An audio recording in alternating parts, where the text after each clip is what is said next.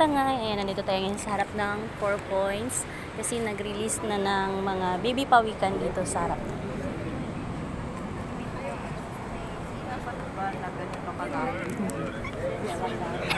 Huli ka na kanina.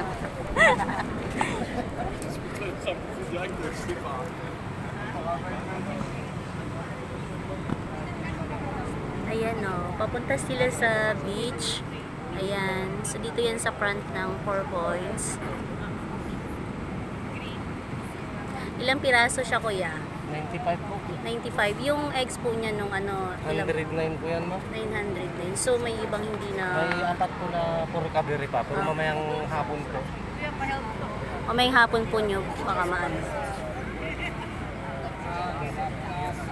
So dito po yan sa Sabang Beach. Harap siya ng 4 Points. So yung nag-ano po nito ay yung resort ng 4 Points.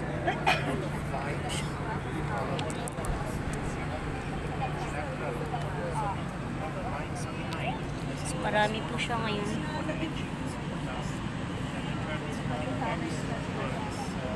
Panahon po ba kuya or ano lang? Talagang lagi-lagi naman. Wala siya sa panahon talagang ano. Hindi, ito kasi seasonal. Yung, okay. Yung turtle kasi nag-start siya ng eggs ng, ng November to March. Yan. So ibig sabihin marami pa talagang mga paano. So yan mga katangay. So po yung ano nito, yung pisa po nito, nasa hanggang 75 days po yan. So 40 days pa lang magsisimula na po kayo magbibilang niya. May possibility na po yan na mag-hatch siya ng 40 days. Okay. Yung pinakamatagal po talaga niya is 75 days. 75 days. So start siya ng 40 days. 40 days. Sa pag-alaga ng itlog, then mapipisa na siya.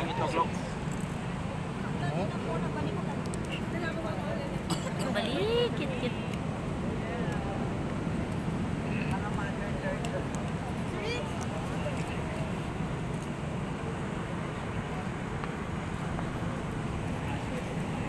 Ha, diba? Ang daming ano. Ito guys, yung mga nandito ngayon ay yung mga staff ng 4 Points at saka yung staff ng PPUR. And then, yung mga bisita na rin po ng 4 Points dito sa Sabang Beach. So, nagwa-watch po sila ng ano, pag-release ng baby pawikan.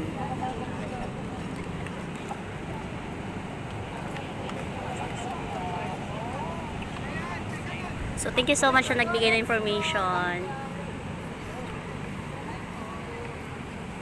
Kaya po hinahayaan to siyang bitawan ng ganito. Kasi pag babalik po siya, once po na mag-ninis siya, babalik po siya. Kaya hinahayaan lang po siya na hindi po siya binibitaw agad sa dagat. Oo. At least na malalaman niya kung saan siya pupunta. Saan siya pupunta? Okay. Kaya ginawaan po siya ng parang kanal-kanal para doon talaga sa beach. Once po na mangingitlog siya, dito rin po siya babalik. Sa Okay. Kaya ang daming nangingitlog ngayon kuya, no? Ang daming yung ano. Yun doon kuya sa may ano po, may laman pa po yun doon.